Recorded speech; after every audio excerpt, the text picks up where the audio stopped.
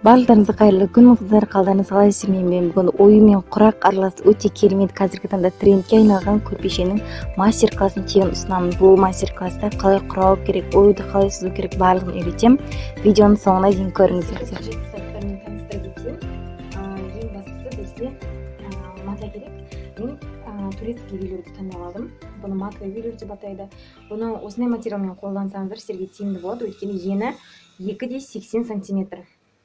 Бізге ұзындығы 2,10 немесе 2 метр, ал ені 80-85 см көрпешеге негізгі түстен 1,5 см, қосымша түстен 1 метрдай қажет болады. Одан кейін бізге осындай паутинка қажет болады. Бұның екі жағы да кірленеді, өзі өте жұқа. Ал флизелин дегеніміз мынандай кішкене қалыңырақ, бір жағы ғана жабыстырылады. Мына осы жылтырақ жағы жабыстырылады, ал артыңғы жағы жабыспайды. Жарты метрден алсаңыздар болады, немесе 1 метрден ала беріңіздер, артығымен алғандарыңыз өздеріңізге дұрыс. Одан кейін қайшы, осындай резка деп атайды, белгілейтін ручка немесе бор алсаңыздар болады. Қажетті түстен жіп қажет болады. Және де көрпешемізге замок қажет болады. Осындай, бұл 80 см, 70 см немесе потонный осындай замок. Одан кейін бізге голограмма деген нәрсе қажет болады. Ол нәрсе осындай жұп-жұқа. Міне көріп отырсаңыздар, осындай жұқа және жылтыр. Бұның неше түрлі цветтер болады. Мен осы сары цветін қазір пайдаланайын деп тұрмын. Оған түгелімен флизелин жабыстырып шықтым. Әйтпесе ол өте жұқа болғандықтан құрақтарыңыз дұрыс шықпайды. Сондықтан флизелин жабыстырғандарыңыз дұрыс. Мінекей осыдан бізге жарты метрдай немесе 70 см қажет болады. Одан кейін біз оюда жабыстырған кезде, флизелинмен жұмыс жасаған кезде міндетті түрде үтік пен пергаментті қолданыңыздар. Үтіктің астына пергаментті қолданыңыздар. Бұл пергамент кәдімгідей үй асханасына қолданатын пергамент. Жаңа пирогтарымыз жабысып кетпес үшін қолданамыз. Тура солай фрикенбок деген түрі. Осындай қолданамын мен. Бір пачкасы көп нәрсеге жетеді, сондықтан пачкасымен алғандарыңыз дұрыс болады негізінде, үлкен пачкасын. Одан кейін бізге материалымызды алып болғаннан кейін, біз осындай 3 сантиметрлік осындай ленталарды қиып дайындап аламыз. Бұлардан көп қырыққандарыңыз өздеріңізге дұрыс, бірақ аса қатты көп керегі жоқ, өйткені бізге 16 дана осындай құрақ қажет болады. Ленталарымен де 3 см, ал ортасындағы 4 см, ал шетіндегілердің барлығы да 4 см. Голограмманы алып болғаннан кейін мен жаңа ұмытып кетіппін. Сразу осылай 4 см-дан дайындап аламыз. Мына астында флизелині бар, менде қатты болып тұр. Міне размері 4,4 см. Осындай міне бір құрақтың размері 22-22 см. Лентаны соған қарап өлшесеңіздер болады. Ленталарымызды ағын да көгін де осылай дайындап қоямыз. Және де бізге құраққа осындай бияз деген материал қажет болады. Бияз деген материалымыз марлінің қалың түрі. Бұлардың жұқа түрлері болады, бірақ мен ондаймен тікпеймін. Қалыңымен, жаңағыдай сапасы мықтысымен тігемін. Өйткені ол жуылғанда сөгітіліп кетуі мүмкін, бәрібір де ол құрақты құрайсыз ғой. Сондықтан да астары қатты болғаны дұрыс. Бұның размері менде 25-25 см, және де мен оның осылай екі бұрышын белгілеп аламын. Неге? Өйткені мына жаңағы немізді қойған кезде дәл осылай тіп-тіке болып тұру үшін бізге қажет болады. Ручкамен сызып алыңыздар. Бізге осындайдан 16 дана керек болады. 16 дана 25-25 штук қылып, 25-25 см қылып дайындап аласыздар. Кешірмейтін. Ақ түске келетін болсақ, ақ мынау ою жабыстырып тұр ғой. Жаңағыдай мен көк түсті таңдап алдым. Бұл жай ғана еске мысалға просто қырқып қойдым. Бұның астына пергаментный қағаз және флизелин және пергамент пен паутинканы үтіктейміз деп айттым. Бұл оюға. Ал мынау ақ, соның оюдың жан-жағында тұратын ақ материал, бұл да 22 см. Оны флизелинмен ғана жабыстырып аламыз. Тіккен кезде біркелкі әдемі болып шығу үшін. Матаны үлкен қылып жайып аласыздар, теріс қаратқаннан кейін оның үстінен флизелинді қолданасыздар. Бұның айтып кеттім, бір жағына жабысады. Жылтыр жағын осылай қойып, оның үстінен екі жақты кірегенетін паутинканы қоясыздар. Сосын оның үстіне пергаментті қойып жақсылап тұрып үтіктейсіздер. Үтіктегенде байқаңыздар, бұл пергамент тез үтіктелінеді, сондықтан да тез жаңағыдай бүткіл жерін жабыстырып жақсылап үтіктеу керек.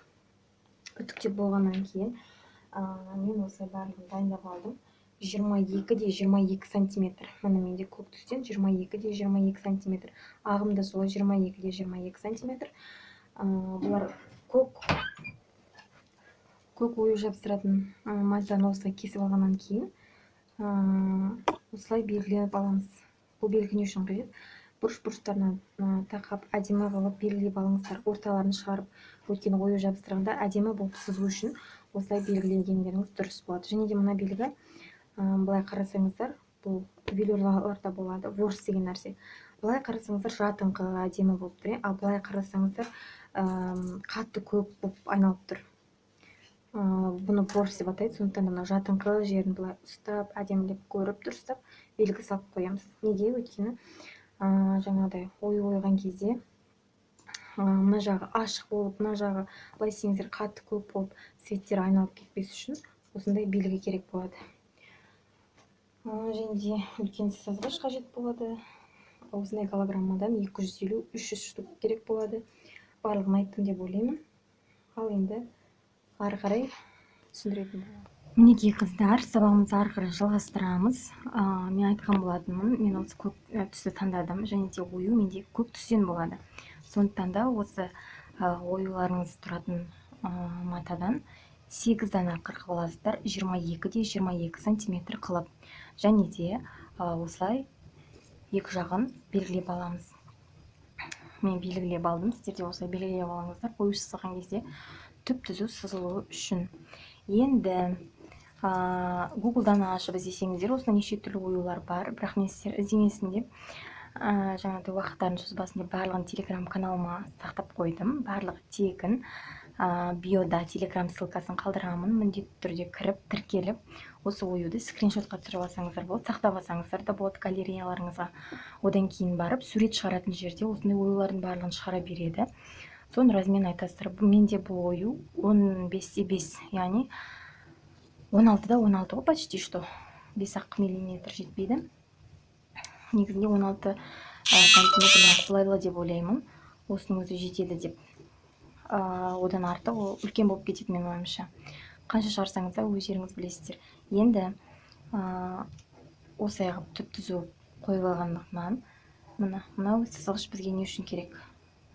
Ол мына оюды тіп-тіке қылып көрсету үшін. Бізде ою осылай тұрады ғой. Сондықтан да былай қырқып қоймаңыздар. Былай қырқу керек. Орталары, шететтер барлығы дәлме-дәл келетіндей етіп түп-түзу қылып алыңыздар. Міне түп-түзу қылып алыңыздар. Одан кейін барып қаламның көмегімен осы оюлардың барлығын сызып шығамыз. Одан кейін сызып шыққаннан кейін оны қырқу керек болады, оны кейін көрсетемін.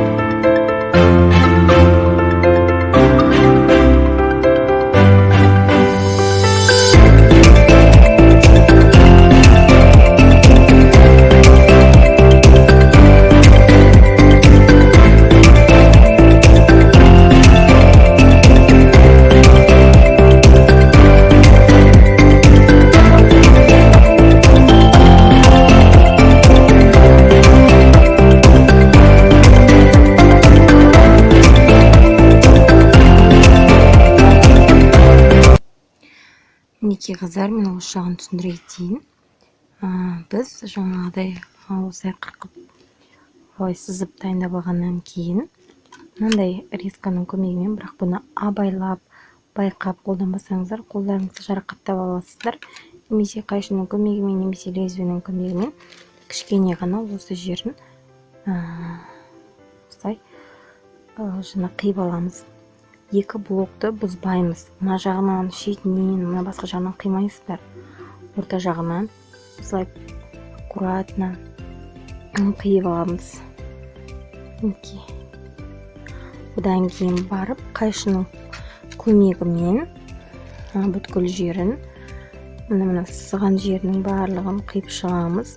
Сонда сіздерде бір осындай 4 бұрыштыдан 2 ою шығу керек. Іші және сырты. Мінекей іші осындай бір тегіс болып шығуы қажет, әдемі болып. Екіншісі бұл көрпешенің шет-шеттеріне кететін ою. Сондықтан да байқап әдемілеп қырқыңыздар. Тағы да айта кетейін қыздар, біз бағана белгілеп алдық, осылай. Ал мынау оюдың сыртына кетеді ғой. Сондықтан біз мынау ішінің орысы қайда екенін іздеп жүрмес үшін тағы да сызар кезде мына жағынан бір белгі, мына жағынан бір белгі қалдырып кетеміз. Бұл орысқа керек болады. Түсінікті деп ойлаймын.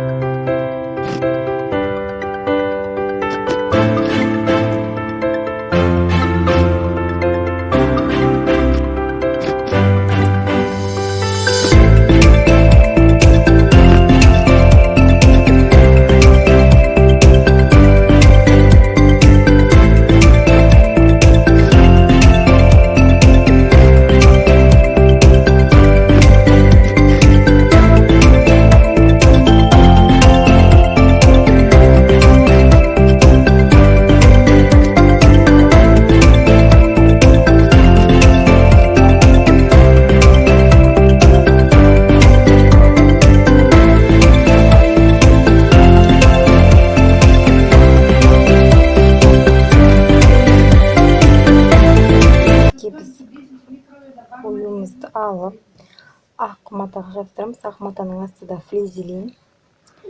Осылай қойып алып, ойымызды жабыстырамыз. Және де ақ матаның ортасын екіге бөліп аламыз да. Оюмыздың да екі жағын бөліп алып, неге? Бұны да осылай жабыстырамыз. Мына жақта кішкене үлкенірек осылай қала берсін.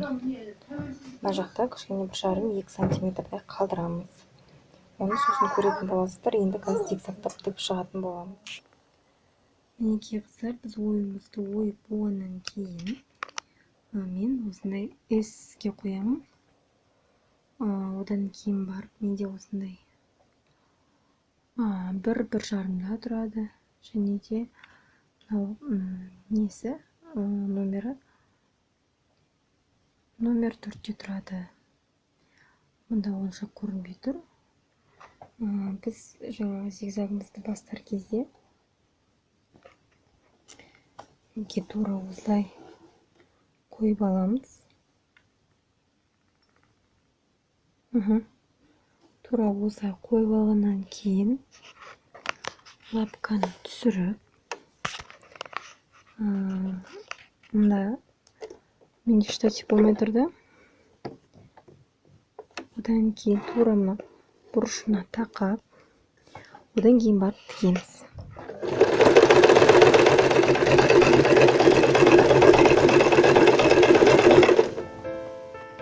Тағы да инені дәлдеп қоямыз да, содан кейін барып жылжытамыз.